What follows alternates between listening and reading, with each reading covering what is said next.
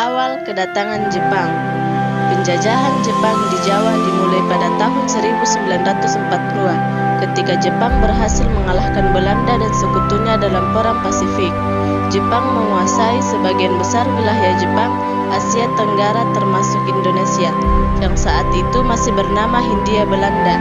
Jepang bermaksud untuk menjadikan Indonesia sebagai bagian dari lingkungan kemakmuran Asia Timur Raya yang dipimpin oleh Kaisar Hirohito. Tujuan Jepang datang ke Jawa. Tujuan utama penjajahan Jepang di Jawa adalah untuk mendapatkan sumber daya alam, terutama minyak bumi, karet, dan beras, untuk mendukung perangnya melawan Amerika Serikat dan sekutunya.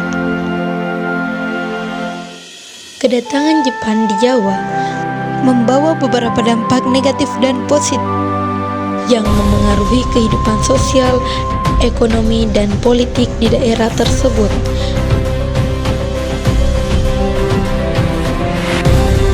Dampak yang pertama adalah perekonomian terpuruk.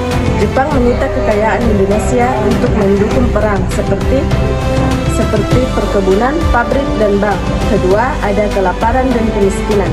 Rakyat dipaksa menyerahkan hasil panen dan ternak kepada pemerintah Jepang.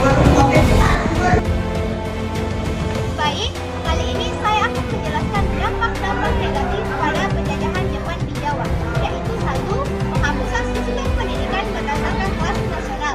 Terus yang kedua, penerapan 12 tingkatan yang setara untuk semua masyarakat. Terus yang ketiga, perkembangan bahasa Indonesia sebagai bahasa nasional.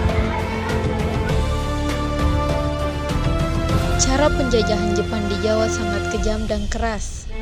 Jepang menerapkan sistem kerja paksa atau rumusa yang memaksa rakyat Indonesia untuk bekerja tanpa upah dan perlindungan di berbagai proyek militer dan sipil, seperti pembangunan jalan raya, jembatan, lapangan terbang, rel kereta api, dan pertanian.